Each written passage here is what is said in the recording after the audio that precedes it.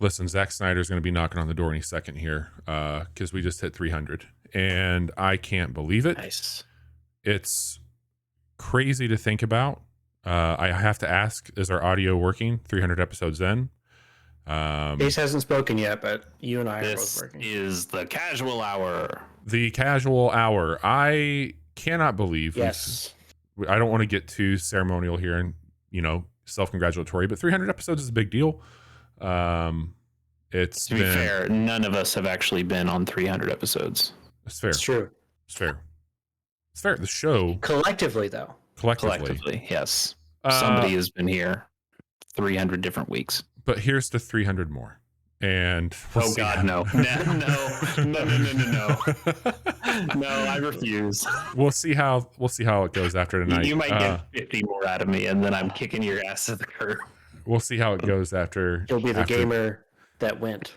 The gamer that was. Who did go. Yes. The gamer that did go. But yeah, 300 episodes. Pretty crazy. I'm Bobby, the host of this show. Chase Kinnicky is here. How are you? I'm fine. 300 times fine. It's November 30th. My company decided like halfway through the month, they said, oh, hey, does anybody want to do like a no shave November thing? And I'm like, ugh. Are you okay? So this is me unshaven from. This is, I guess, like I can't remember the last time I did shave. Chase. Okay. I'll tell you. I've had whatever you call this. I don't think it's really a beard, but I've had this for years now, and this I don't think it's ever been longer than this, and I don't think I've ever hated it as much as I do right now. It's awful, and I want to get rid of it. Conquistador point happening. Yeah, like this stuff I don't mind too much. It's just the stash is now getting into the mouth at this point, and I can't have that. You can trim. We'll talk about that. It's it's called No Shave November. I didn't do a single thing, but that's tomorrow, not shaving. That's trimming. It seems against the spirit of the rules. Tomorrow, I am cutting most of this off. I'm not going clean shaven. I don't think I can go back to that life, but I need to get rid of most of this. Speaking of cutting off, Johnny. Hi. How are you? I shaved tonight. I see that. Looking clean. Yeah, I'm doing all right. I'm staring down the barrel of Game of the Year. Yeah, and realizing that I put a lot of hours into Xenoblade this last week, but I don't think I'm gonna make it to the end. Valiant effort. By the time we are one episode away from Game of the Year, which is crazy to think. Oh God. Yeah, I don't think you're gonna make it. But let's talk about what tonight is, because tonight's a special episode. We are going to be telling you all about the games that are coming out in December, and probably a few things that just snuck in the radar tonight we'll talk about as well. We're going to have a very big discussion tonight. Our What You've Been Playing segment that usually happens before we talk about those December games. We have to talk about Pokemon Scarlet and Violet. We're a house divided here at the Casual Hour. We're going to get into that here in a little bit. I mean, we're not that divided. Well, we'll find out. Okay. But we are going to be talking about Johnny's over here moderating chat. Thanks, buddy. We're going to be talking about Pokemon, and then we're going to talk about all the December games. We're going to show some trailers for those. So hang around. It'll be a good time. We're going to mix up the format. I didn't know what I was doing there. Here, I'll turn it off. Okay. Oh, you can leave it on. It's fine. It's something new, I think, about like making sure that people don't come in here and hate on us. Well, bring it on, haters. We hate enough on each other. Yeah. to fill that space already. Because of all the games that are coming out right now, I have one new game to just mention here, and then just give you a brief update on some things that I've wrapped up. I'll kick that out, and then I'll go over to Johnny, and then we're going to get into Pokemon and then December games. So I don't have it written down, but I also have a quick update to give as well. But you go first. All right. So a game called Evil West came out. This is the third Western game that I've played this year, and no relation to one another. But what I will say is, I'm having an absolute blast with Evil West. This is a love letter to the days of the 360 and PS3 era action RPG game, with the level of polish you would want from modern action RPG games. What I mean by that is like it's a very big and bombastic B-tiered game. You are an over-the-shoulder cowboy fighting vampires with a huge cyberpunk arm. You are upgrading a few skills, button mashing combat that is incorporating a launcher mechanic. It's just so fucking good. There's a level of polish here that I really enjoy. I don't know if there's going to be enough variety throughout this thing to be like, by the time I hit credits on it, I'll be like, oh, there was enough there to warrant this. I think this might be a game that you kind of see its cards early on, and then you just ride that out. It reminds me of something that people have lamented for a while is the death of the B game. Yeah, man. We have our big AAA stuff, and then we have small indie stuff, and there's just no space in between anymore. And like you said, like we had an era where those games were plentiful and it was fun. Like, yeah, I'm down to play a 6.5 or a 7 game every once in a while and just knock it out. And it feels like we're getting fewer and fewer of those these days. So to see this one, I think I told you when I first saw it, or maybe even in our preview episode, that it looked like it looked like a game that would be played on a prestige television show when they had to fake a video game, because it just looks like a fucking video game. And I don't say that derogatorily. I say that because I think it sounds fucking cool. It looks like, if you told me that, this is the remaster of that game that came out on the 360 back in 2006, I'm like, oh yeah, totally. Right. I remember Evil West. That game was rad. Yeah, man. That's a great way to call it out. It has that vibe, and I haven't played it yet, but I have it downloaded. It's so just like one other thing I think that's really cool on it. You've got a lot of melee with that big bombastic arm of yours. That also acts as an energy field that allows you to dash and bash people with it, and then they get stunned. But it also has like a scorpion get over here mechanic that you charge it up while you're hitting people. You've got a revolver, you've got a shotgun, and you've got a repeating rifle. And if you just want to shoot your revolver, you just pull the R trigger. If you want the repeater, you hold L and then hit the R trigger. And then if you want the shotgun, it charges up and it's X. And so like that's a quick area of effect. The game has some challenge to it. You're waiting for weak points to hit with your repeater rifle. You can stun people, you can stagger people. It's just really well done. It's really fucking cool. I imagine it might find a home on like a Game Pass or a PS Plus at some point in time. It seems like a good fit for one of those, but I'm having a good time with Evil West.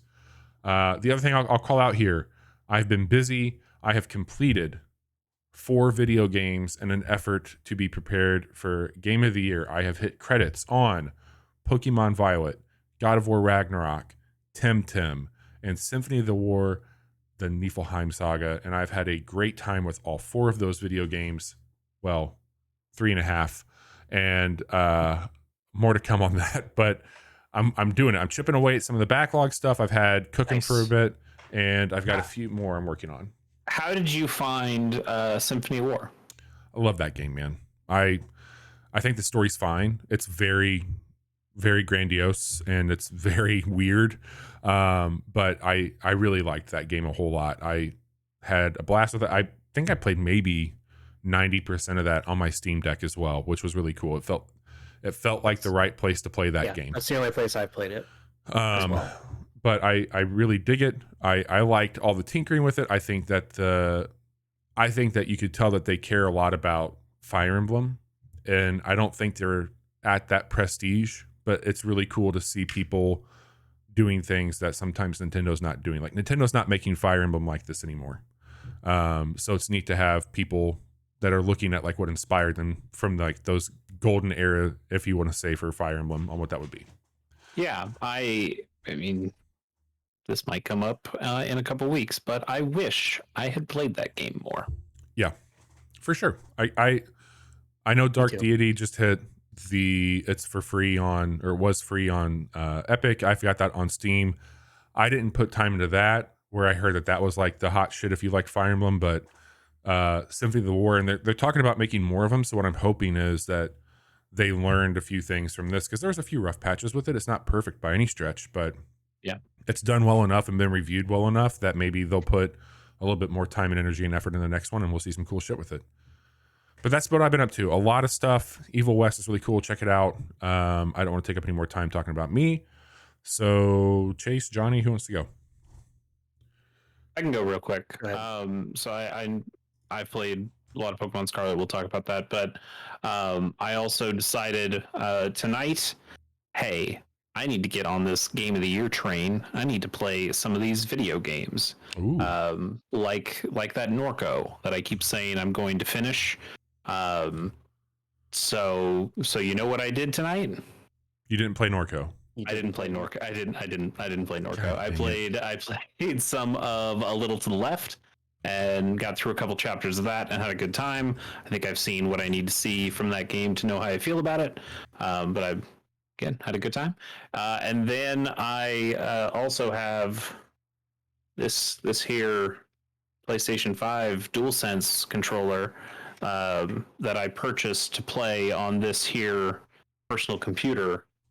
So I wanted to test it out with something, and the game I decided to test it out with was a little game called Hard Space Shipbreaker. Have you guys heard of this one? Oh man!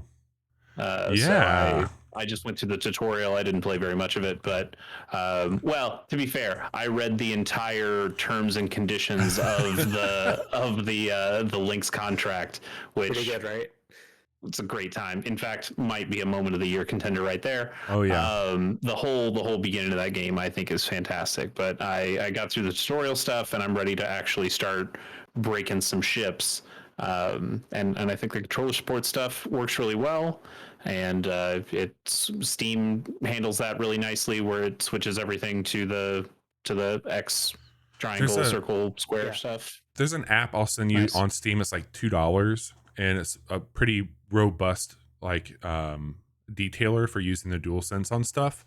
So I'll shoot that to you, and maybe you can check it out. The other thing I'll let you know is like any game that comes over from Sony to that platform, I've noticed if you're using the DualSense, like when I played Deathloop on Steam, like it still has like the adaptive triggers. Yep. And I do wonder how playing something like Pentiment would be with that controller. If things I've played through the Xbox app, I've had to run. There's a DualSense app that basically tricks the computer to think it's an X input. I can share that with you as well. Okay, cool. Awesome. I'm glad you're playing Hard Space on the computer. There you go, man. Thing you can do. That's not a bad one to start with. Yeah, that's a good one. Your PC playing journey worked out. Anyway, Johnny, what have you been playing? I also finished God of War Ragnarok. I've been putting a bunch of hours into Xenoblade Chronicles 3 and liking it more and more. And I think that DMZ mode they added to Modern Warfare 2 is one of the coolest things they've added to a Call of Duty game in a very, very long time. I told Chase that he needs to check that out with us, that we've been having a good time with it. Yeah. It's all part of Warzone, so it's all free. Yep, yeah, it's cool. I mean, I suggested, I don't know if we're going to do this, but I'm going to announce it here on the air. So now we have to, that we should do like a second quick look of just that mode of Call of Duty. We could probably all be playing too. It could be, or I could just be watching. No, it's free. Costs you nothing but your heart. And hard drive space.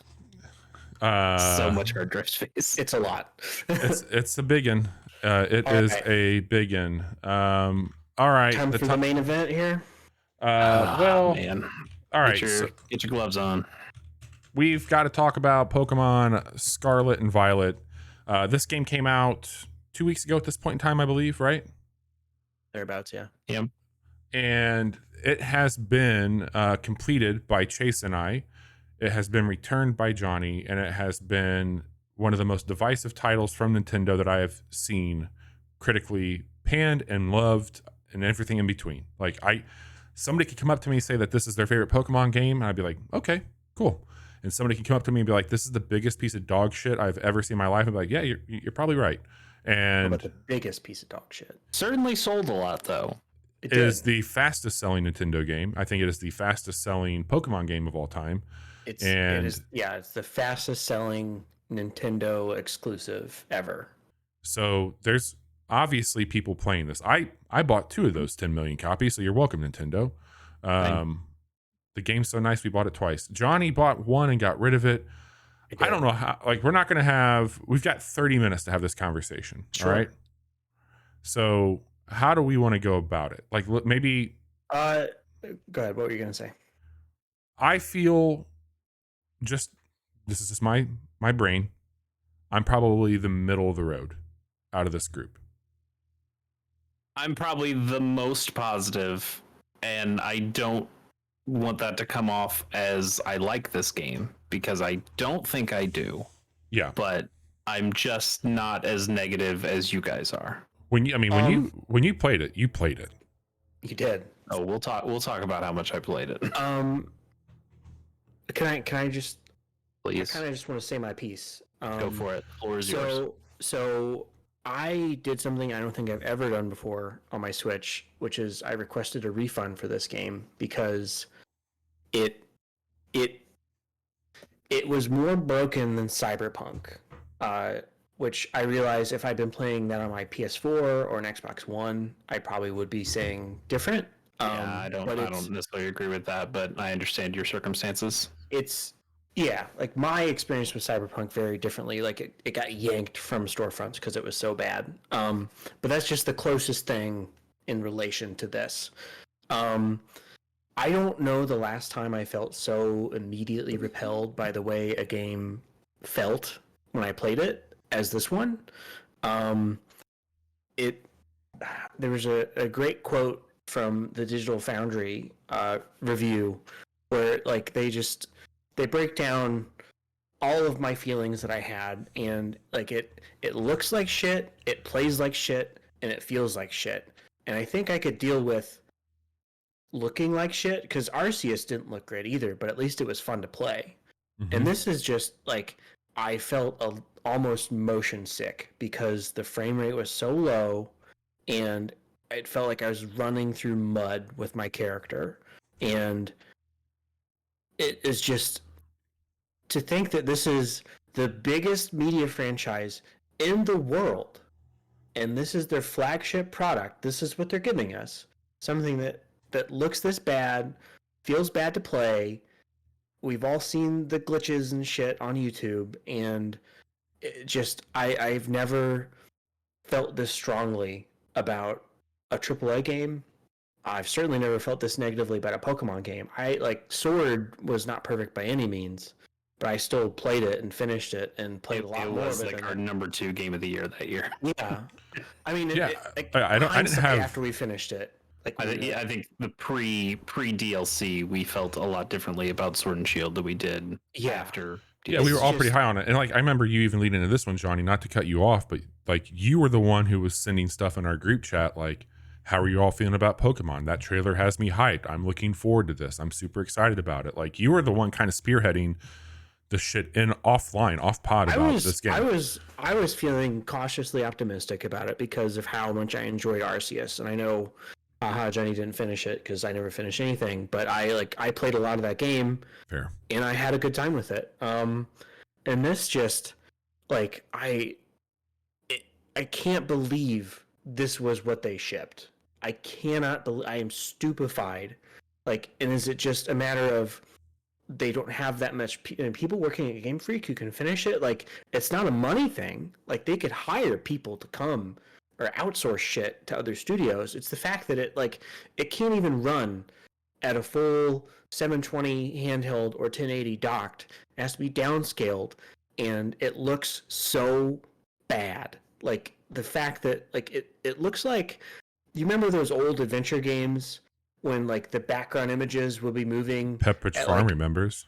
A much slower frame rate. It's just like I just was looking around. I'm like, how did this happen? Like, you mean the flag that's not moving until you get close to it? Yeah, and like that's not. I think Arceus had that shit too. Yeah, what upsets me the most is I can see what a cool thing they were going for, and it just wasn't ready for prime time yet. Like, I think if this had come out in 6 months or a year from now, like yes, it wouldn't have looked as good as other games do on the Switch. Like, this isn't a Switch problem. This is a Game Freak and whatever.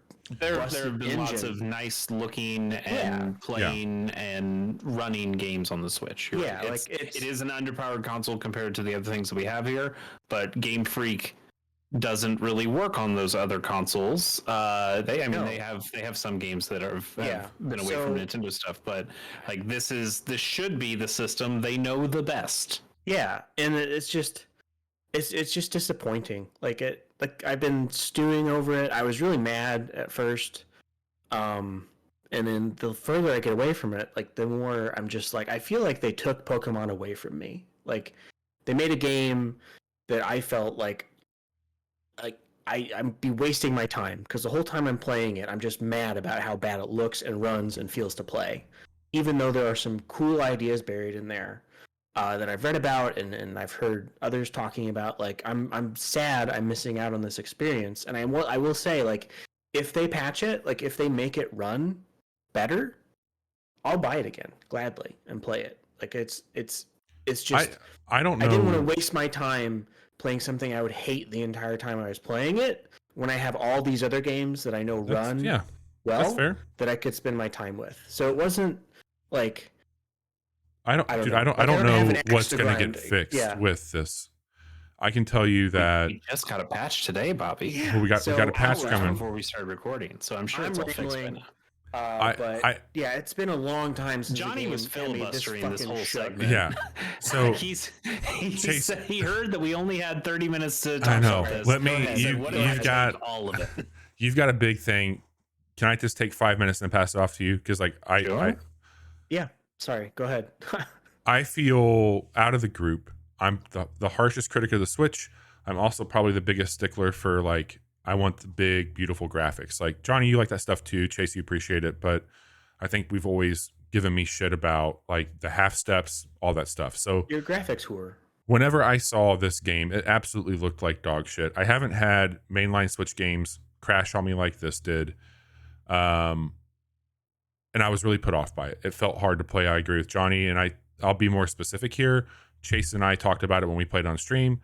I wish that they would let you know that you can upgrade things on your traversal abilities earlier in the game, so you know where to go, because that solved a lot of the problems by having fast travel and also the ability to climb and do shit on your Pokemon. Having that being said, what I feel is going on with this game is being it's really upsetting, because this game has the best stories in any Pokemon game that I've played. It has some of the more interesting Pokemon, I think, in recent years, especially with the Paradox Pokemon and what they have going on with that. I think it's cool that you can play with your friends, but that felt incredibly wasted. Like, it really sucked this week, Chase, when we streamed, because it's like, all right, well, we're both here together. I guess we can do some raids. And it really was reminiscent of the time that we try to make, like, Animal Crossing feel better for us when we would go to each other's islands, but there's not a whole lot you can do while you're there.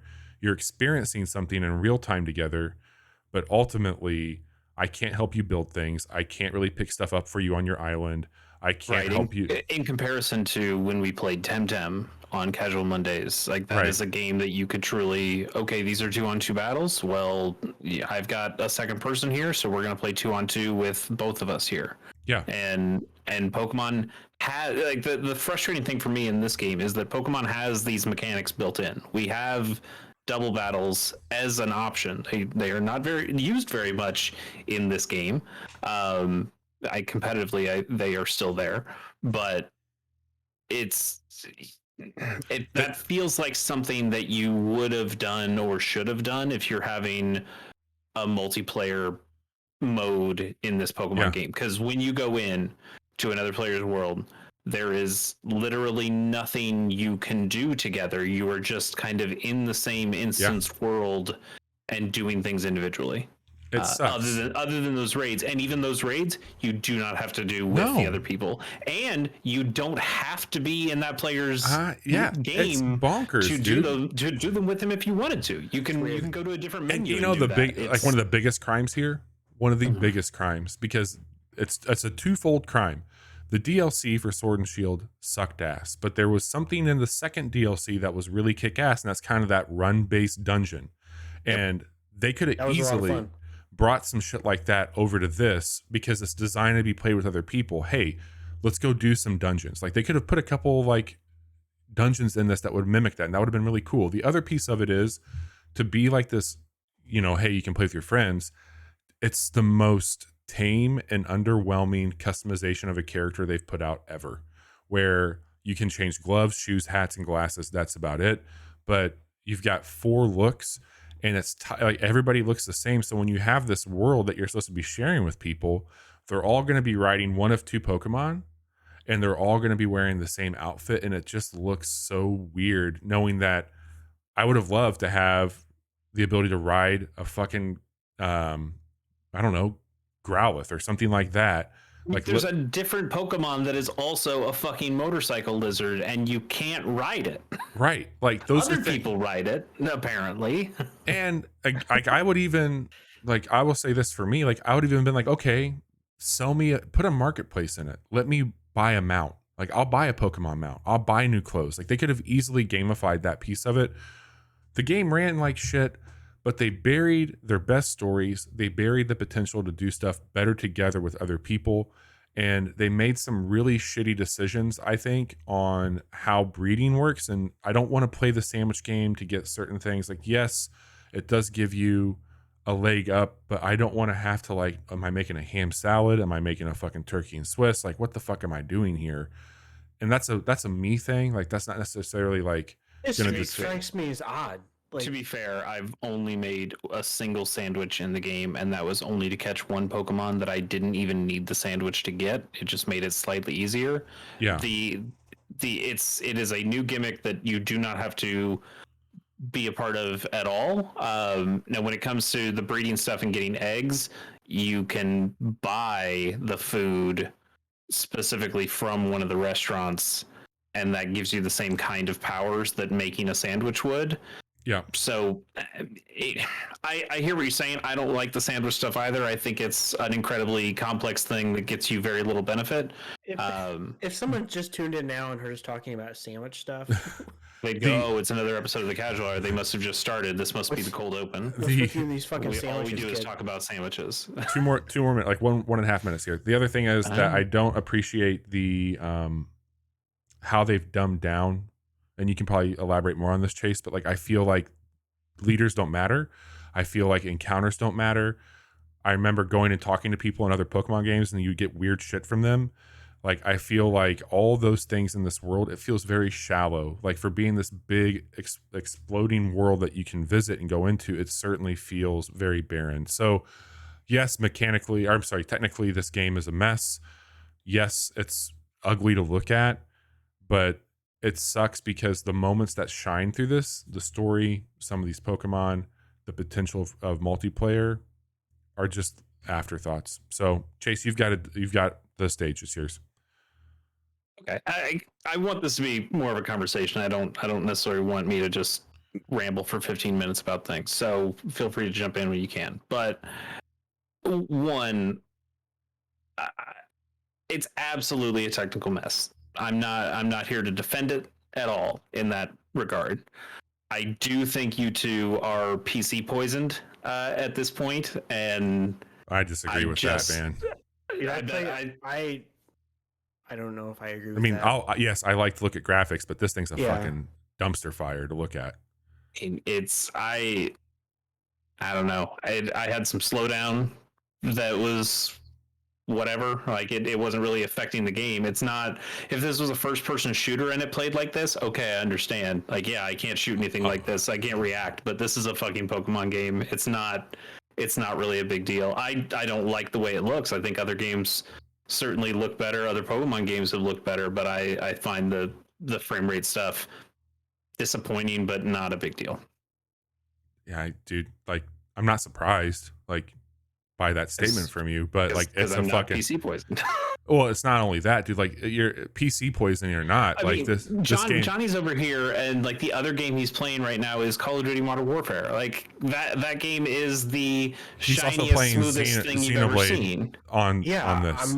I'm playing a lot on my Switch right now, and I can tell you, I don't feel at all the way and Xenoblade running around the world, which like is it capped at 30. Like once you dip below 30 frames a second is when it can have actual the frames like, aren't even the worst problem, dude. Yeah, like they have copy and paste fucking PS2 era textures. Like absolutely. Oh yeah, the art direction is weak. I've It's had flat. Characters fall through environments. I've had missing environments.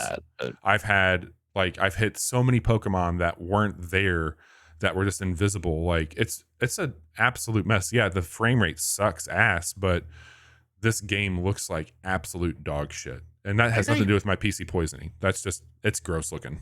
I don't know. It's certainly low res, and it's got some bad textures. It's got some of those like tiled textures for the the cliffs and things like that. That just era. It looks rough. I'm not going to argue with you there. But it just kind of stopped bothering me at some point. It was just something like, okay, whatever, it's fine.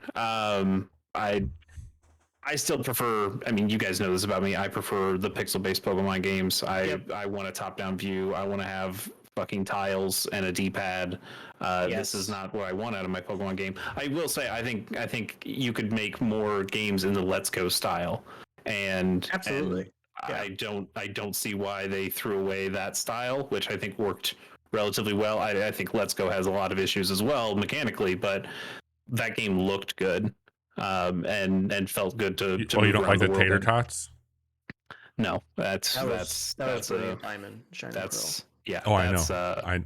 I know. That was also a travesty. That's a travesty. I wrote these notes when I was like halfway through the game. I'll tell you, I didn't just see credits. I saw credits after credits. And then today, before we recorded, I finished the Pokedex. I got all 400 of the fuckers, including the one that you have to go around the world and keep finding the Korok seed like you found 1,000 of those. You found 1,000 of coins and 400 Pokemon. Yeah, I mean, some of them. Yeah, you gotta have 999 of these coins that are materials that get dropped by the Pokemon when you defeat them. You need to have 999 before you can evolve the thing. But when you can defeat some and you get one, and you can defeat others and you get 70. It's like, it happens. It's fine. It sucks to go around the world like that, but it is something to do and explore around the world, which I can't. There's not much other reason to go around and explore the world in this game other than that, so I kind of don't mind it, even though it was pretty mindless. I think my main problem with this game is from a philosophy standpoint. Bobby mentioned not knowing or wishing that you had the information of where you got the extra navigation abilities, and I agree to an extent. I mean, they're pitching this as an open world game. You kind of want to go wherever you want to go, and that's fine. But Game Freak also has a very specific way they want you to play this game, because they have specific levels of Pokemon that don't change. So you go into one area and you go, whoa, these guys are level 50. I'm not ready for this. And then you go to another place after you've already done a couple gyms and went, oh, these guys are level 20. This is way too easy. What am I doing here? I think it could use some sort of push in a direction of here's what you should be doing. I mean, they have a section on here that's for accessibility when you're getting new moves for Pokemon, and it just has an advice section where it goes, hey, you probably don't need this move, or hey, this might be a better move than this one that you're using. And I feel like this could use a hey, where do you think I should go next kind of button or feature, because what they've got right now is you just kind of go around the world, and it doesn't really feel like it's pushing back on you, because there's no random battles, because you can see the Pokemon on the field, because there's no trainers that you are forced to battle, because you can just walk around them now. You can just go anywhere in the game. And they don't really stop you. The only thing they stop you with are those movement abilities that you get. And then once you actually get to one of the required gym fights or team star fights or one of the Titan Pokemon, then you find out very quickly, oh, I'm way under leveled for this, or oh, I'm way over leveled for this. And I just found it to be kind of a bummer as I'm going through the world that I didn't feel like I was progressing in an interesting way. I felt like I was just going around and seeing something and going, oh, I guess I need to grind more, and going out and grinding. It would have been no problem at all on the map to put a skill range. Hey, 20 to 30 or something like that. Like, not that the overworld should have been like, hey, Pokemon are Pokemon. You'll see a skull over their head if they're not, if you like something like that. But for the gym leaders and especially the Titan Pokemon, it should have, because they absolutely have that. And like, I've had to go to TikTok and watch content creators put together, hey, here's the order that would make the most sense to tackle them based off of your level. And like, I should not have to wait for somebody else to make that video when Game Freak could have easily been like, you can get like Breath of the Wild, you can go to Ganon as soon as you walk out of there. You could go to the highest ranked Titan on this game if you wanted to, but they let you know you're going to get your dick kicked in if you do that. And that's the thing here. They don't tell you that. And movement sucked so bad that you have to wrestle with the system to get across the map to be shit canned by some overpowered gym leader or something. That's, and I mean, to be fair, you know, getting your dick kicked in is a part of that game. Other open worlds have had to deal with this. Like you said, Breath of the Wild says we don't mind that you get your ass kicked because it teaches you something. You know, Dark Souls does a similar thing. Fallout New Vegas does a similar thing. I'm not ready for this space, and unless I want to really challenge myself and play up to a super high level, then I have no business being here. And I can see that as an option. I just don't think the game has enough infrastructure to support playing that way in an enjoyable manner. Can I ask why you finished it like you did? Because what compelled you? Because it was there. I don't know. Because 400 didn't seem like that many Pokemon in comparison to some of the other games that I've played. Did you pull a Latte Larry? Did you finish this out of spite? Because not really. I mean, because I returned it after 3 hours. No. By the end of the game, I dare say I was having a decent time with it. I found the hunt, especially for like those last 100 Pokemon, to be a good time. Of okay, where do I need to find these using the habitat feature on the Pokedex, which I don't think is amazing. And then looking up some stuff online to go, okay, where are these things? Where can I find them? What do I need to do for them? I found some of that stuff to be interesting. I wish that was baked in a little bit more to the game of looking for a mysterious Pokemon or having some sort of quest, having anything to do in the game that there's just not much that it's pushing you towards. It gives you 3 goals at the beginning of the game. Defeat these 5 team star people, defeat these 8 gyms, which that's Pokemon, I get that, and then do these 8 Titan Pokemon. It might not be 8, it might be another 5, I can't remember. It doesn't matter. But after that, there's nothing. It's not, oh, hey, here's like a little side story and you're gonna tackle this. There's no, hey, you just got to this city, let me teach you a little bit more about this city. It's just, oh yeah, I'm in this city and now I'm out of this city. They also didn't feel like it felt very feels half done. It kind of does, and I think it has some other features that just feel like it could use a little bit more polish. Bobby mentioned that some of the Pokemon are really interesting, and I agree. The Paradox Pokemon, I think, are kind of cool. There are a couple of Paldean versions of Pokemon, like Wooper and Tauros, and I always like seeing the regional variants. That's a cool thing. In this game, they also have Pokemon that are somewhere in between, where they're like, hey, Wiglet is obviously supposed to be a Diglett, but we're not calling it Paldean Diglett. It's a whole new species, but it's also basically this other thing. But it's also not a Paradox Pokemon because those we also have, and those are a different thing, but they also are kind of, hey, this is definitely that Pokemon, but we're just not calling it that Pokemon. It's a Paldean Diglett. There's no fucking way it's not a Paldean Diglett. Yeah, it's so stupid. It's weird. And they've got a similar one for Tentacruel, and that's here. Watch this, Chase. Johnny, you've seen Wiglet, right? Yeah. What's it look like when it evolves? Oh, I don't know. I haven't seen its evolve form. Take a guess. Take a guess at what you think Wiglet would evolve into. Is it called a Wug Trio? Yes. What do you think it looks like? A Doug Trio. Well, it looks like three Wiglets. Yeah, yes. it's the exact same thing. Yeah, they turn red instead of white, but it is. Hey, there is one thing that sticks out of the ground, and now there's three things that stick out of the ground. It's the exact same thing. This is a family podcast. It's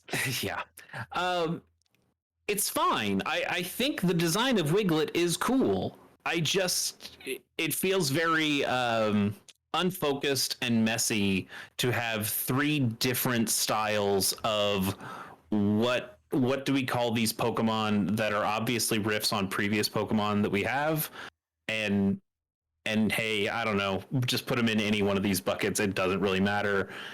And that just it's not laziness, it's just messiness. And I feel like the whole game suffers from a lot of this. Mechanically, I think they sold their soul to make an open world game. And it kind of works as an open world game, but it's a really empty open world game with very little to do, and very little to do when you bring in a friend. And so it just feels a little shallow to me. Yeah, it's like they did it because a lot of things like in it. They had to, and not, or maybe they just needed more time. Like I told you all at the beginning of this beginning announced. Arceus was one of the highest points in a Pokemon game that I've had in decades. Like, I felt really nostalgia at the same time. Like, there was an essence of capturing there that felt really reminiscent of the early days of Pokemon for me. I loved that. And then there was other games like Koromon, Temtem, Ublis this year. I was like, hey, there's enough people because for a long time, Pokemon clones have been absolute garbage, and a lot of them still are not great. But this year, for me personally, I've had some really high moments playing other games that are heavily that would not be here today if it wasn't for Pokemon. And so it's just a bummer that I have this game that should be something special not stand up, in my opinion, to the games that I've played before it. One of being, like Arceus. Like, that is, there's so much good happening in that game. There's some problems, but there's a lot of good there as well. It's just a bummer, man. I just have a couple more things to mention before we move on. I know we're getting close to when we wanted to move on. Bobby, you mentioned that the gym leaders feel underdeveloped, and I think I think the gym leaders themselves look cool. Like there's a handful that I think are really memorable. Like there's a Salaryman one, Larry. Yeah, he's good. I know how people feel about VTubers, but I think Iono is one of the more personality filled gym leaders, and certainly one of the more memorable ones of this cast. The problem is that most of the gyms just feel kind of pointless, that you're in there, there's only one real trainer to fight in most of them, and that is the leader. And they make you do a bunch of ridiculous mini games to get to that. Like the first one, the first one I did was the bug leader, and they make you play a bad mini game where you're just playing the worst game of Rocket League you've ever played, trying to move this giant olive into a soccer goal, and it plays like garbage. And then once you do it, they go, okay, yeah, well, I guess you passed the test, you can fight the gym leader now. God. And it makes them all feel really that's so stupid. It's just anticlimactic. I want somebody saying, hey, you're light years away from facing Brock, and then having to have a fight, and fight through a gym with people in it, until you actually get to face the leader. I want that drama, and there's just very little drama. There's another one where you have to play like a Simon Says game. There's a couple where you have to actually do some fights. There's one gym that is exclusively double battles that I think is pretty good, especially because that's the Ghost gym leader, which I think is one of the tougher fights. Also, one of the cooler gym leaders, her hair is literally like woven to look like a fucking skeleton. Like she's got this big droopy piece of hair that comes down and like splits off to like your forearm bone, and then it comes back, and then it's got like the hand that's made out of her hair segments, and then on the back it's like the whole fucking torso and pelvis. And like, this is rad. What a cool looking gym leader. But it's just hard to get behind any of them because you don't really see them very much, and you don't get the gravitas of their gyms. You kind of just go into this exact same looking lobby, talk to them once, do a silly mini game, and then fight them.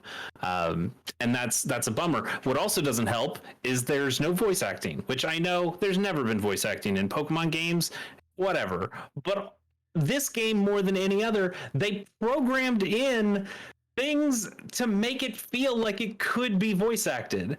There's lip flaps that are going on that kind of match what the people are saying. There are pauses, like there are parts where like the person is animating and looking like, hey, I'm about to talk, and just nothing comes out of their mouth, and it's just this one more than any other where the guy's singing.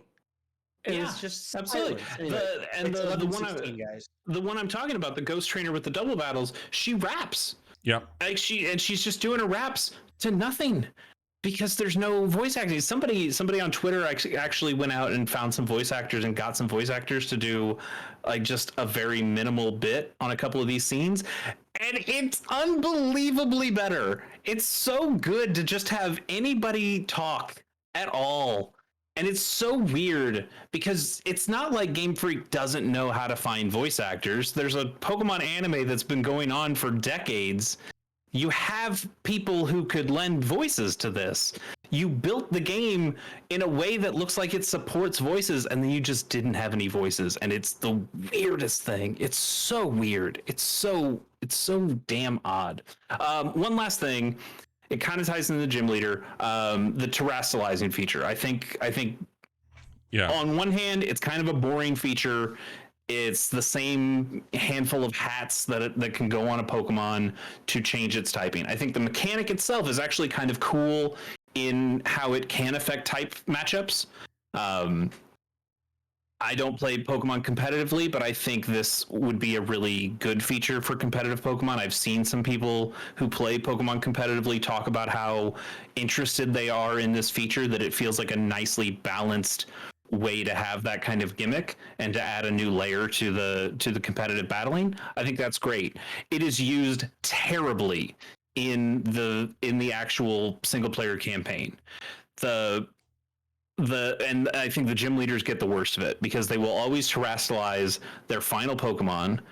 The problem is their last Pokemon is always like a curveball.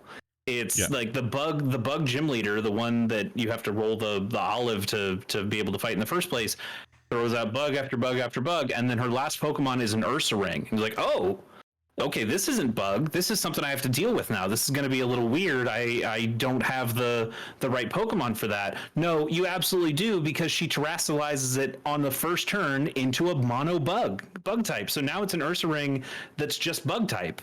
Who cares? Okay, I've still got fire Pokemon, and they're all dead now. That you took something that would have been an interesting fight and said, what if we made it less interesting? And that happens with every single gym leader. Because even when they throw out something, you go like, oh, that thing's resistant now to the thing I was using. And they'll go, no, it's not. Don't worry about it. It's the same type, it is. So there's no layer to those battles. It takes away strategy from those battles. The only times that it's interesting is when you face a trainer, like a high-level trainer who doesn't have a specific type they use. Because that is a kind of a question of, oh, what's their Terra type going to be in this battle? But once you've fought them once, you know what it is. So my rival picked the weed cat, and she would always terrestrialize it into mono grass every time I fought her. And it's like, okay, well, this could have been an interesting, like, what if you made this thing electric instead of grass dark at the end of the game? Wouldn't that be an interesting thing for me to fight? And they go, what if we didn't? What if we just made this stupid easy for no reason? So we are past our deadline for this. We need to wrap up our conversation on Pokemon. Overall, disappointed here at the Casual Hour by Pokemon Scarlet and Violet. There is patches coming. Who knows what that will do? I think the problems are deeper than the looks. There's also more content coming. Like, yes, I finished the Pokedex of 400, but there's about to be a Charizard raid event. Charizard is not in the game proper, so this is your only way to get Charizard at this point. There's a number of Pokemon you can transfer in that kind of, like, I guess I'm at like the soft cap for what the Pokedex is, but there's going to be more. I have to imagine they'll make DLC for this, and they'll probably expand rosters again. We haven't seen any Pokemon Home or Pokemon Go support at this point, but those are for sure coming, and those will also expand things somewhat. There'll be more to talk about with Pokemon as we go on. It might get better. We'll definitely talk about this more in a couple weeks when we talk about Game of the Year stuff and category stuff, because I'm sure it'll come up there. I think it's okay, but as a fan of a fan of a particular style of Pokemon games, this ain't it. And I don't think it's far enough away like Pokemon Legends Arceus is into being something that is an interesting experiment. This feels like it's trying to have its cake and eat it too, and it comes off as more of a shallow experience on all fronts. Fair. Well, now that we've exhausted that tonight, let's get into what is coming around the corner for December, because certainly all games coming out from here on out will be good, right? Absolutely. Why wouldn't they be? Chase, why don't you get us where we're going? Absolutely.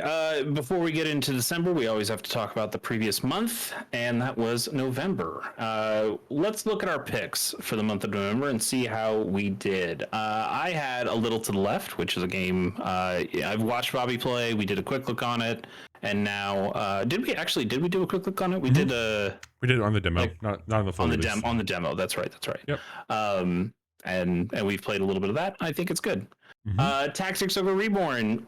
I just didn't click with it. It really bums me out that I did not like that game, but you live and you learn, I guess. Pokemon. Do we have anything we want to talk about Pokemon Scarlet Violet?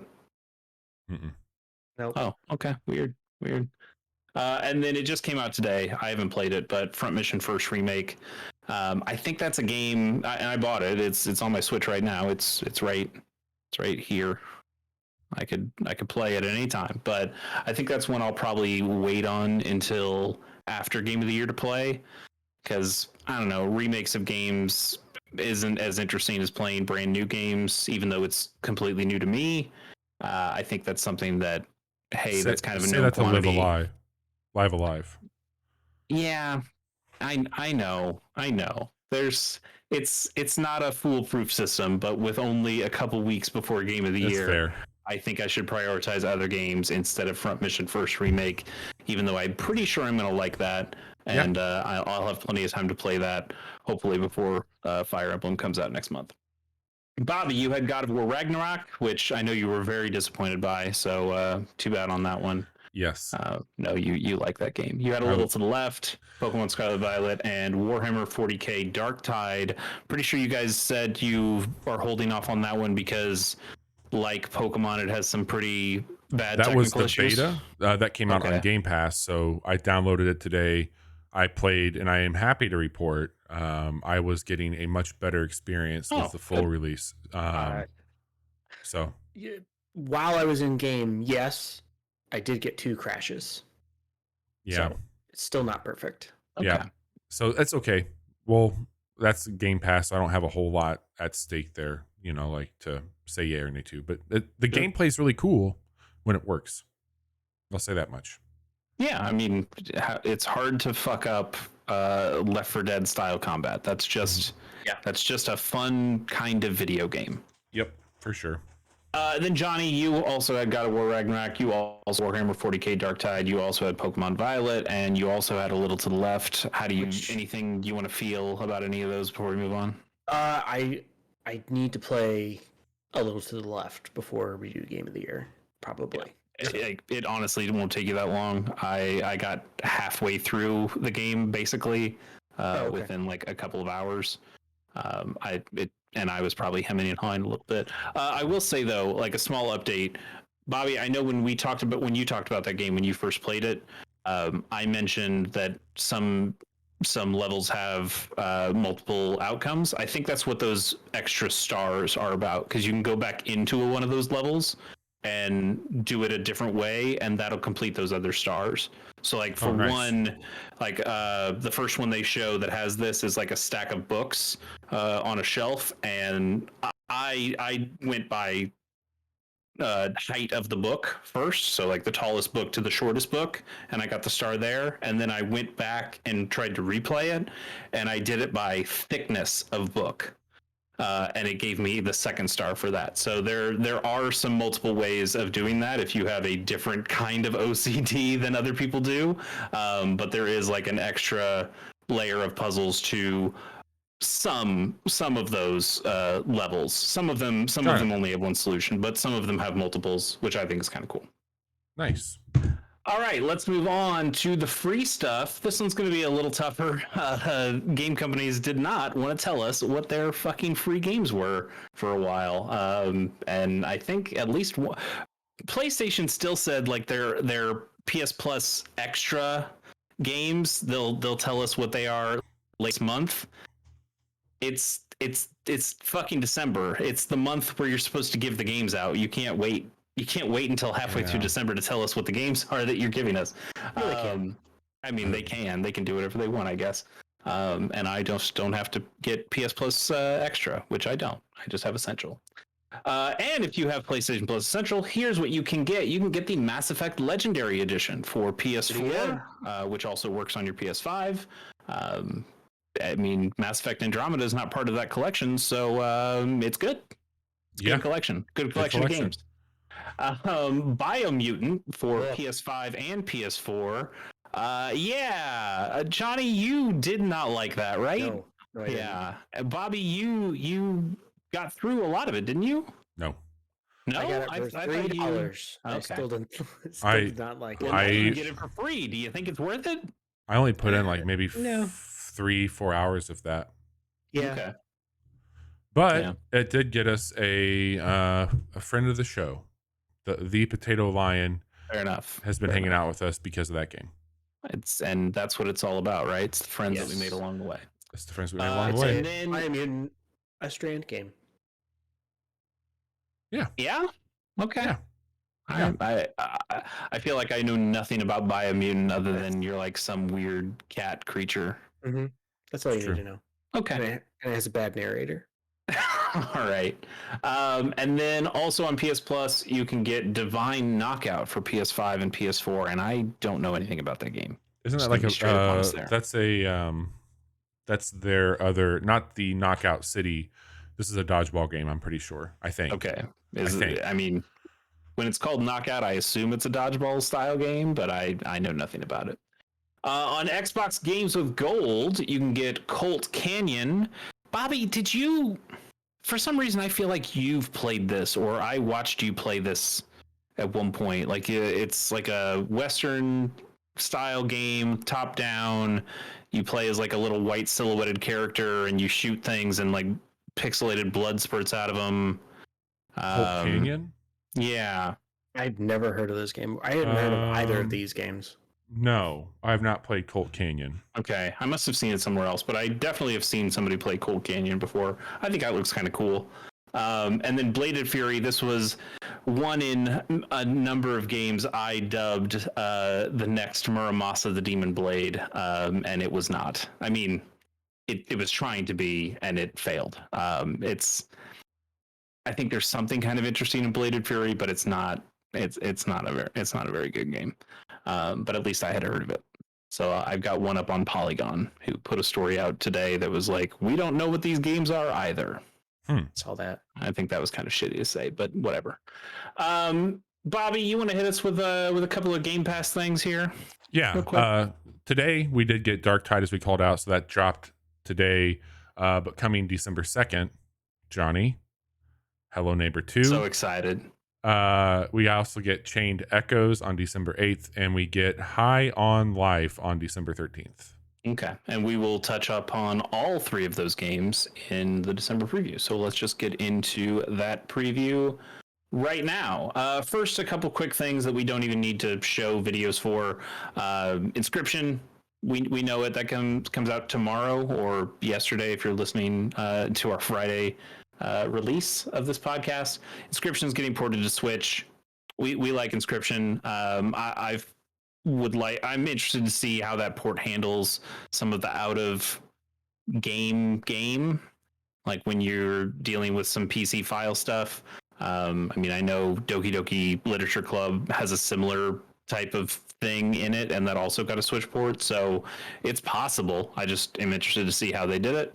I'm not going to buy it there. I've got it on PC, and I think that's probably just where I'll end up playing some Inscription when I am ready to get around to it.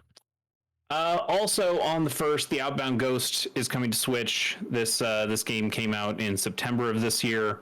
That Paper Mario alike that has you playing as a ghost. I think that game looks cool. Again, I have it on my Steam Deck, so I'm probably not going to pick up the Switch version.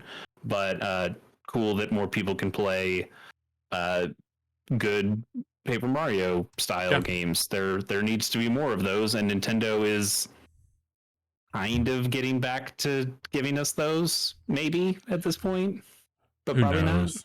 not. I don't know. Let's move on. On the 1st, Romancing Saga Minstrel Song Remastered is coming to PC, Switch, PS4, PS5, iOS, and Android. This is going to be tough. This is a remastered version of the 2005 PlayStation 2 game. That PlayStation 2 game is itself a remake of the original Romancing Saga that came out in 1992 on the Super Famicom, which I don't think got I hate how these people look. Release. I don't like the way they look at all. I kind of like it. I think they look like little freaks, and I kind of like it. I hate the way they look. I've never played a Saga game. It feels like an RPG classic mainstay that I've just missed out on. I know it's a very long-running franchise. I've had some people tell me a while ago that Romancing Saga 3 was a good one to get in on. That game is also out on Switch. It's been out on Switch for a long time. I own it on Switch, and I just haven't gotten around to it, which sounds par for the course for me. But this is the first game, I guess, in the series. So if that matters to you, if you want to try to get into Romancing Saga, maybe this is one to try. But yeah, these people look like little freaks. Yeah, they're bad. They're very bad. On the 2nd, Callisto, the Callisto Protocol comes to PC, PS4, PS5, Xbox One, and Xbox Series X. This is the game that grinds you up in its gears, right? They made a Dead Space. The folks that made a Dead Space made a Dead Space. Yeah. That at one time was in the PUBG universe and now is no longer in the PUBG universe, I believe. Correct. Something like that. Yeah. Are you guys going to pick this up? My cousin picked it up, so therefore I have it, and therefore I will try it. Okay. I know like none of us are like the biggest survival horror people, but this seems to be a big release that people are pushing pretty hard. Like this had ads on the last WWE pay-per-view, so it's mainstream, baby. The person I Steam library share with picked it up, and I think the person I share on the PlayStation with is picking it up there, so I will have 2 places to play it without having to pay for it. Nice. Also on the 2nd, Marvel's Midnight Suns is coming to PC, PS5, and Xbox Series X. I'm just happy there are games that are exclusive for the new consoles. That is not something we see a lot. So it's nice that that's coming. I mean, look, this is they say it right on the trailer. This is from the devs of XCOM and XCOM 2. I like those games quite a bit. I know we've all talked about how we're up and down with Marvel at different times in our lives. This game looks. This game has a pedigree that makes me excited to try it. It has like some card mechanics in it. But Bobby and I are going to play this on Casual Mondays. Bobby's picking this up. We're gonna see more about this game and learn about it real soon. Bobby, how are you feeling about it? Dude, I'm so pumped. This thing's getting really good reviews. The more I've this is the most I've watched of the combat, by the way. Like, I knew I was going to pick this up based off the pedigree with it. They sold me on the initial, like, this is going to be turn-based tactics. I grabbed the version of it that has like all the DLC with it, so I get the new characters, like one of which is Venom, which I'm super pumped about because I think Venom fucking rules. Oh, nice. Classic movie. Great. Classic. It's a great film franchise, honestly. Like, there's never been a bad movie with Venom in it. True. I think this will be a ton of fun. It's interesting to have both like a turn-based tactics game with cards. I think that's a very interesting mechanic they got. And if Mario plus Rabbids has taught me anything, having that free form movement to be strategic with is going to be really cool. So I think that this is going to be I think this game's going to be huge for me. I think I'm going to lose myself to it, if I'm being honest. I could totally see myself being lost to it. I could also see myself bouncing off it hard immediately. So I'm extremely curious to see you play it on Casual Mondays and see how I feel about it then. But I'm really looking forward to exploring it. Yeah. Also on the second, kind of, was scheduled to be when Need for Speed Unbound came out for PC, PS5, and Xbox Series X. EA said, fuck that, what if we just put it out now? It's out today. You can go play the new Need for Speed game, and you can, and I have. And it's good? Question mark? Apparently so, man. Like, the reviews seem very positive on it, and it looks like a visual treat. Yeah, I mean, we saw trailers of this game, a couple months ago, maybe, and it had, like, people were saying, like, oh, it looks like kind of like anime style characters in the design of the people. And Chase pre-ordered it right then and there. I did not, but I was more interested in it than normal. Yes, like the cars have effects that pop off them that look more like animated, cartoony looks. Like, they're not going full Automodelista, unfortunately. That's a shame. Somebody needs to do that. I don't know why we haven't gotten a new Automodelista, at least in spirit at this point. But this definitely has more style than most of the other racing games that I've seen. But Johnny, you've actually put your hands on this and rev some engines. How does it feel? I think it feels pretty good. It's taken me some time to get used to how it controls. But now that I've gotten a better handle on the drifting and the different ways that you can do that, I'm having a lot more fun with it. And I personally really dig the stylized animations and stuff that they do. They have different colors you can pick for the exhaust and stuff that comes off your car, which I appreciate. And it just seems like a fun arcade racing game. It does seem like they're going for that good mix of, what if we had like the Hot Pursuit stuff where cops are chasing you, but also include some of that Need for Speed Underground style and tuning stuff. And that's what like Need for Speed Most Wanted was back in the day. And then they made like they made a rebooted Hot Pursuit, and then they made a rebooted Most Wanted. And then after that, it seemed like things kind of went off the rails again for Need for Speed. So this is kind of them going back to their roots in a way. It's been a very, very long time since I played a Need for Speed game. And it has a day-night cycle, which is kind of cool. Yeah. So different races are available at night than they are during the day. And I'm into it. I'm going to play some more of it for sure. I'm interested to see this one. I know Need for Speed Heat was that the last one or two Need for Speeds ago. That one was on PS Plus a handful of months ago, like sometime earlier this year, and I got it. I downloaded it. I didn't play it, but part of me wants to try that. Like that also seemed kind of cool, like this Miami Nights kind of racing. But this one has a certain style to it that is definitely more interesting than most of the Need for Speed games I've seen. So, there are not a lot of really good racing options on a PlayStation these days, unless you want to go full Gran Turismo, which I do not. You should never go full Gran Turismo. But maybe this is an option for somebody like me who mainly games on his PS5 for that kind of stuff. All right. And Bobby, that is why I picked it up, and it runs quite well. Okay, that's good to hear. Bobby, you mentioned it on game as a Game Pass game, but 12.6, King's Return, baby, Hello Neighbor 2 coming to PC, PS4, PS5, Xbox One, and Xbox Series X.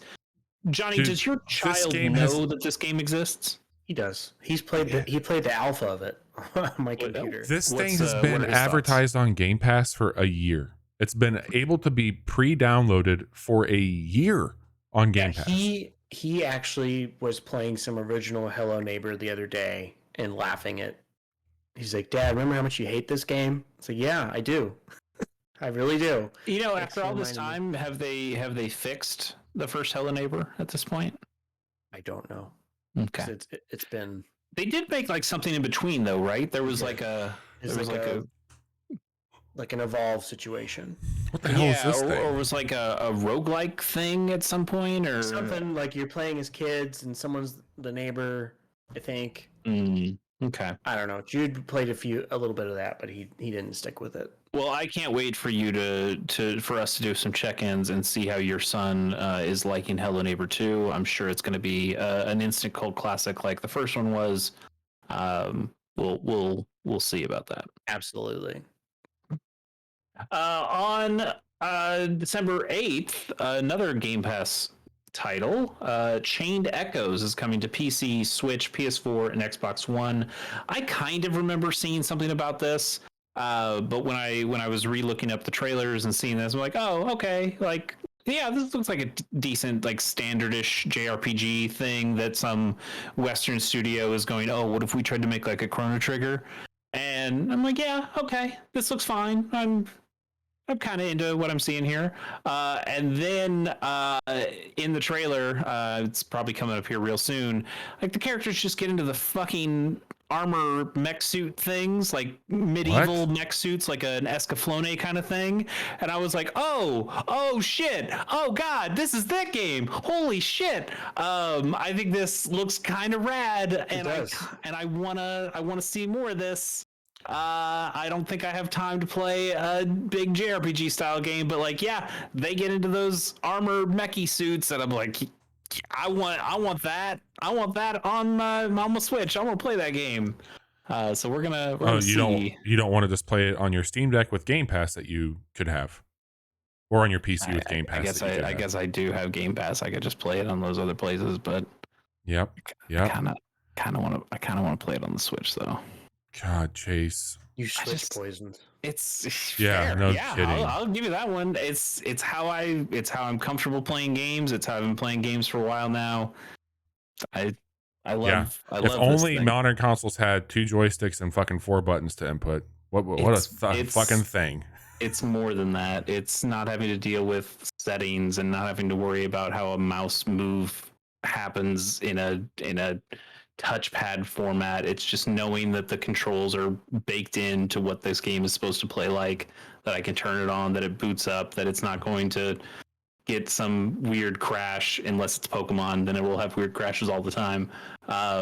Dude, you are an anomaly to me. Move on, please. Fair enough. On the 9th, Dragon Quest Treasures is coming to the Nintendo Switch, that console that Bobby loves. This appears to me to be an offshoot of the Dragon Quest Monsters series, and but also pretty sure this is Eric. I mean, it says it's Eric, so it's obviously Eric, but I'm pretty sure this is the same Eric from Dragon Quest 11, the thief character there. Yeah, it is. That's So, cool. but it's like a weird prequel thing, and his sister's there. I mean, I don't think anything in this game is actually going to affect or reference the events of Dragon Quest XI, other than hey, Eric is in it, and people thought Eric was a cool character. This is canon. I mean, I agree. But yeah, this seems like a weird, silly thing. Bobby, I think you were telling me you were kind of interested in this. What has this has you interested here? I like Dragon Quest. This looks like a neat take on that. I think it graphically looks cool. I don't quite know what to expect from like the combat on it comparatively to the other ones. It looks to be a bit more action oriented than those, and I've picked up some of the tactic stuff on iOS from those guys. But yeah, this is one that I've had on my list to wait and see what the critics are saying about it. But it looks like it could be really fucking cool. As like I haven't played a lot of the Dragon Quest, but the most recent ones that I've been playing, this looks all right. I think my problem with Dragon Quest stuff in general, I just don't love the monster design in a lot of these. And this game specifically, it's about collecting the monsters in like some, not quite Pokemon, but it is an action RPG where you have the monsters fight on your side. And I just like Drakis and Slimes and a lot of these things just don't appeal to me much in that way. I like the human designs. I like the Akira Toriyama art in that sense, but the monsters themselves are a tough sell for me. So when this game is like, hey, this is all about playing with the monsters, I'm like, I'm not sure, but it does seem mechanically interesting in the way that you use the different monsters to traverse the world in different ways or to solve puzzle stuff. I think that seems kind of cool. Yeah, for sure. It looks neat. On the 13th, Crisis Core Final Fantasy VII Reunion comes out to PC, Switch, PS4, PS5, Xbox One, and Xbox Series X. This is a remake of the 2008 PSP game. Bobby, you are dipping your toe into the Final Fantasy VII universe. You played the remake. Did you play Intergrade, the Yuffie chapter? Not all the way through, but yes. Okay. I mean, I'm sure that confused the shit out of you for whatever parts you did play. It confused the shit out of me, and I have apparently experienced most of this Final Fantasy VII shit. So, yeah, I wouldn't feel too bad about that. This game is a prequel to Final Fantasy VII. You're playing as a character you haven't really met yet, Bobby. We told you basically. We had a podcast where we kind of gave you the quick explainer of who Zack is and what's going on. This game is mostly like a here's how Cloud got the Buster Sword, basically. Okay. But there's a bunch of anime bullshit in it from the story. A bunch of characters that don't matter at all, like Angeal or Genesis, people you will not have to care about in any future. Well, actually, who knows? They might absolutely bring some of these characters back in some form or fashion now that we're in weird ass remake land where they can just do whatever the fuck they want. But I think you can skip this. In fact, Bobby, if you just watch this trailer with the sound on, it'll give you everything you need. I think this is fucking wild. This whole trailer is just the story. It's the story from beginning to end of this game. I mean, I know this is a remake of a game. It's not like they have to hide it somewhere, but this is just the story of the game. This is the most broadest stroke story that they could give you. You don't have to play the game. You could just watch this. And honestly, what people said is that the gameplay of Crisis Core was its worst part. I know they're upgrading that and changing it in some way for this remake. I'm really interested to see what they do with it. I just think it's fucking wild that they just go ahead and give you, I don't know. Here's the relevant cutscenes and the bits that matter. That's all you really need. Fucking wild. I'll check it out. I'm still gonna play this, but I don't think you do. Johnny, you might. You never played Crisis Core, correct? I played. Someone loaned me their PSP a few years ago, and I started it. But they asked for it back before I could finish the game. Yeah.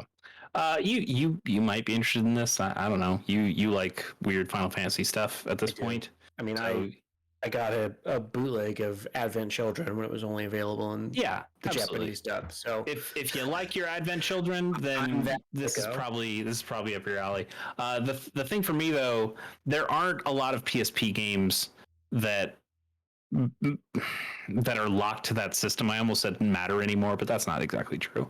But most of the PSP games have found their way onto some other console, and this is one that never did. It never even got like a Vita port, which a lot of these games did.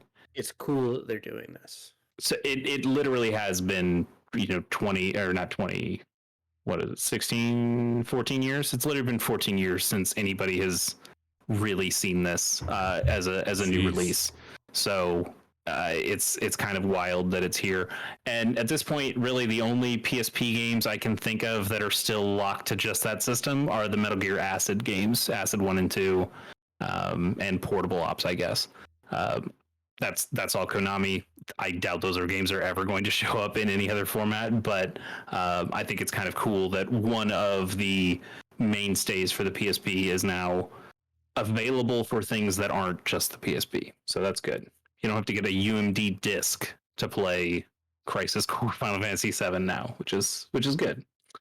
Also on the 13th, High on Life. This is another Game Pass game Bobby mentioned. It's coming to PC, Xbox One, and Xbox Series X. This is Squanch Games, the people, Justin Roiland, who's also behind Rick and Morty, also does the voice of Morty, does a bunch of voices in this game. Lemon Grab, and Adventure Time. This is the one where the guns talk to you, and man, Bobby told me that JD Smooth does a voice. He definitely does. He does a voice of this green gun character. That piques my interest because what we saw of this, like I am the resident Rick and Morty fan here. I was at one point, and I fell off hard. This is not doing it for me. What we saw. Yeah. So I don't know. Like, it's gonna be on Game Pass. I guess I can check it out. I really could not care less about this game. I mean, as a person who is way into Oddworld Stranger's Wrath and thought it was fun to have guns that talk to you, I guess in that game it was the ammo that talked to you, whereas this game it's the guns. Slightly different. But also thought that one of the coolest things in Cyberpunk 2077 is the gun that talks to you. Yeah, absolutely. One of the cooler things in Borderlands 2 are the guns you can find that talk to you. I think that's a cool concept. If the fucking Rick and Morty guy wasn't a part of this, I think I'd be 1,000% more excited for High on Life. But yeah, it's just not my tempo. Also, just from the gameplay stuff, like gameplay trailers we've seen, not in this one exactly, but that boss fight looked terrible, incredibly boring, and lots of stuff that was coming up behind you that you have a limited field of view that you would never be able to see, and you just have to kind of guess what's going on. Maybe they fixed that at this point. That's an old trailer, but it's also a $60 game. Well, not if you have Game Pass. Not if you have Game Pass, but it's still like it doesn't. I don't know. That just seems odd. I don't know. I wish I was excited about this thing, and I just can't because of the people who are a part of it. Yep. JB Smoove notwithstanding, he's fine. I like him. I didn't put this in here. That would be me. In fact, I strictly did not put this in here for specific reasons. Joke's on you, bitch. Go ahead and tell us about the game that we've all played before. This is the updated version of The Witcher 3 for modern consoles and PC. It is including not only just better looking graphics and that sort of thing, it is also including things cosmetically from the Witcher television series. There's a couple other new beats here. Chase, I think it's in the note. Let me pull that note up really quick. It will have stuff from the series as we talked about. It's also going to have new quests and cross progression that lets you bring your saves from other platforms. So I don't know if there's stuff lingering in the cloud somewhere from my PS4 playthrough of The Witcher 3. that I could bring over to PS3 or I'm sorry to play to PC, I would definitely check that out. That could be interesting to see. It might make it easier for those folks that did pick up the Switch, because I know that had cross progression with Steam, but now that they have this opened up for everything, it could be, easier to. Man. Yeah, if I could bring my Xbox save Yeah. to the PC, Yeah, that'd man. be pretty cool. So that comes out on December 14th. This is also a free update, which is great. So they're adding all that stuff into this game. I don't know. I think that they'll probably change the SKU to be like the complete package of The Witcher 3 now will just be this version if you have the appropriate hardware for it. So a lot more to it than just an up-res, it seems. So worth checking out. Cool. And then we have a handful of games that don't have specific dates on them, but we're at the end of the year. They say they're coming out in 2022, even though that's probably a lie for a lot of these at this point. The first one, they've said December. They said December this month. Like this month, They said, hey, it's coming out December. So I believe it's coming out December. That we just don't have a specific date. You're looking at it right now. It's Sports Story coming to the Nintendo Switch. We talked about this before the podcast, but I think we all feel a certain amount of trepidation with this. I know Bobby and I enjoyed Golf Story a lot. It was one of our favorite games the year. And Johnny, I know you played some of it. Yeah, I liked it. This has been something we've been hyped for a very long time. Years. And it's taken years for it to for us to even hear about it. We went years without hearing anything about it. Yeah, it was nothing.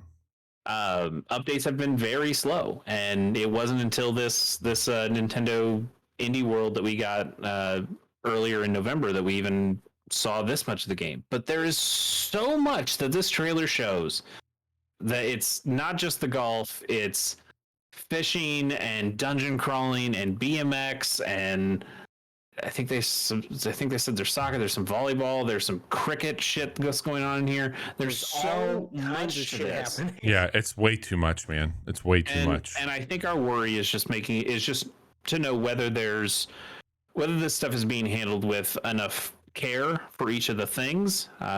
This seems super ambitious. I know this is a small studio. I mean, I know they've also had 5-ish years to work on this, so maybe they have had time to give all this the due it's required. But I want this game to be good so badly, and I'm very cautious about what I'm seeing here because it all looks good. I just don't know how you pull it off. Yeah, we'll see. Yeah, for sure. We will see. Better to downloadable titles. I mean, there will definitely be a downloadable version of this game, but I feel like they have been trying to push the physical stuff so much that we'll see. I think that'd be really cool if it released during the Game Awards. I would play that game immediately and probably have a lot of fun with it. Oh yeah. Let's move on to Animal Well, which is coming out maybe this year, probably not. For PC and PS5, they bill this as a handcrafted surrealist pixel art survival horror puzzle video game about secrets, which I think is a lot of stuff packed into one thing. It looks like some cave story. It looks like some Undertale. It looks like maybe like a little bit of Grease in there in the way that the colorful exploring part of the world is. I've seen some trailers of this game before. I think this is some really cool looking pixel art with a lot of nice effects to it.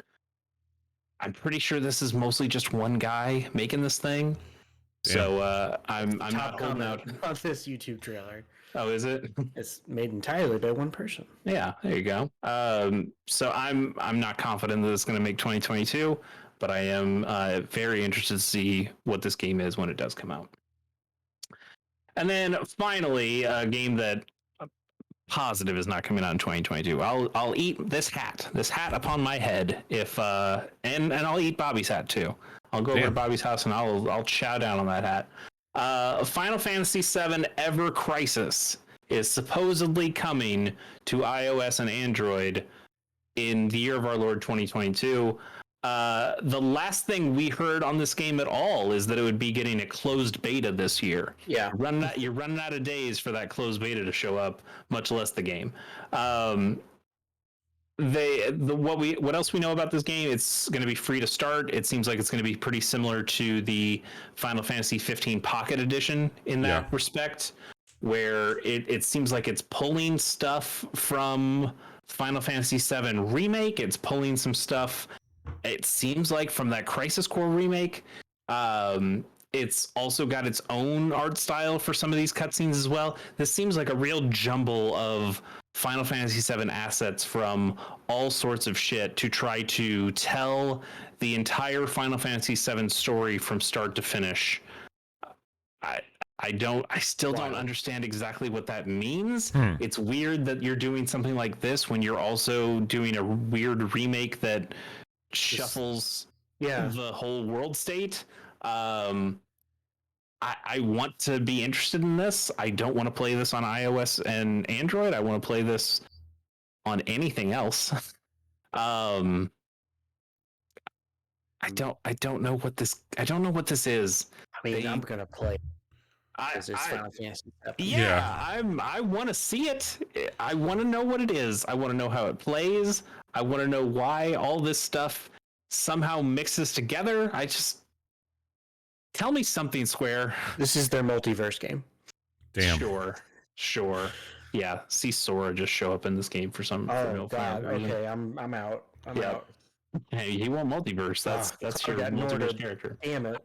All right, let's move in here into our monthly picks. See how we're gonna finish this year out. Anybody want to go first? Johnny, why don't you go first? I've Need for Speed Unbound, the Crisis Core remake, Sports Story, and Callisto Protocol. I'm also gonna play Midnight Suns because that game, XCOM rules. So Need for Speed doesn't really count because that's a November game now. That's right. Apparently. Okay, so I redact Need for Speed and I put in Midnight Suns. Yep, just like EA, you've redacted Need for Speed from December. Bobby, why don't you go? Yeah, so I'm going to list the games that I'm for sure either have or will be picking up. Midnight Suns, I have Need for Speed downloaded. I'm going to check that out. Have access to Callisto Protocol. I'll get Sports Story if it comes out this month, but I don't know about Dragon Quest Treasures. I want to see a little bit more of that before I pull the trigger, but I'm very curious.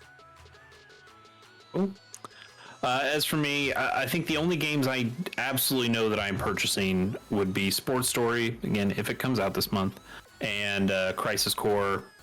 I don't think I need to play that game again, but I'm gonna buy it because I'm me. I'm really optimistic about what I've seen from Chained Echoes. I would love to buy that game. I am just going to make sure, though, that people like it before I jump in. And then, like I said, Marvel Midnight Suns, I want to know what that game is. I'm going to watch Bobby play it and probably ask him a ton of questions. And I could totally see that being something I buy and absolutely love. But I'm not going to take the plunge before I see some of that one. So fair. That's what the month of December looks like, and the year 2022 will be gone before we know it. It's been a year of games. A lot of them. Let's talk a little bit about what the next 2 weeks look like for our show. Anybody who is seeing this, you can follow along with those links in chat. This week, Chase and I, we streamed Pokemon Scarlet and Violet on Monday night. As he mentioned, we'll probably talk more about that in the future as more stuff comes out for it. Tuesday, Johnny and I had a quick look for God of War Ragnarok. You can check that out right now on youtube.com/casual hour. Again, TikTok, Instagram Reels, all that shit. It's all there too if you want to see it there. Tonight was our episode 300 of the Casual Hour, where we talked about all those fun December games. Thursday, we have a quick look going up of Pentiment, a very cool Obsidian joint. And Friday night, depending on how the game continues to perform, we'll be we're aiming to play Warhammer 40k Darktide on stream. Johnny and I, we've got a few backup plans there, but that is our current strategy for this week. Next week, however, Chase has already talked about it a few times. We're going to stream Marvel's Midnight Suns on Monday night for Casual Mondays. That week on Wednesday, we will not be live on Wednesday, but we are going to be live on Thursday the 8th. Why is that? It's because the Game Awards are happening that night, and we want to give you a fresh, hot response to what that is. So maybe we'll be the proud new owners of giveaways on Steam Decks that Steam's doing. Maybe we'll be able to download that new wrestling game that Chase is excited for. Who knows? That's what's happening there. And then on Friday, Johnny and I will be doing a grab bag of what all do we're going to stream like 3 different games on Friday night. We got Gang Beast. We're going to do Spider Hack. Spider Hack, yes. Gang Beast. Yes. And Overcooked 2. Yes.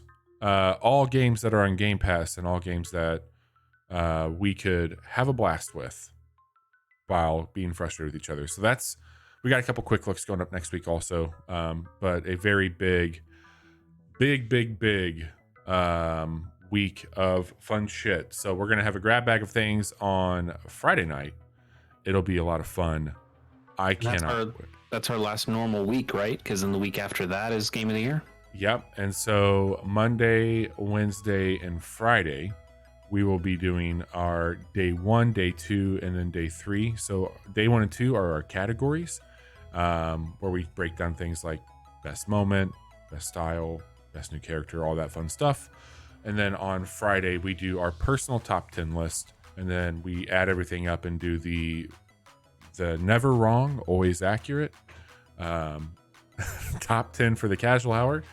And then we'll take a week off, and then we'll come back at the end of the month and we'll do another preview episode where we talk about January and beyond. So it's going to come fast and furious. It's crazy. Like, we're already here. Game of the Year, episode 300 tonight. A lot of cool things to celebrate. But that is what we have going on. So get in where you can. We post our schedule on all social. Chase, what have you been up to? And you are now linked in chat as well.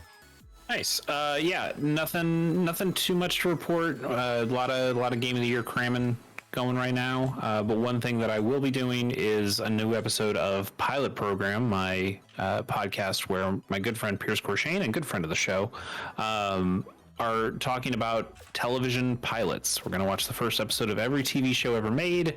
We are 2 episodes in so far. We watched Seinfeld for our first episode. We watched The Boys for our second episode, and now we decided. Pierce decided. I want to make that point. Pierce decided that we should watch the January 1993 debut of WWF at the time Monday Night Raw.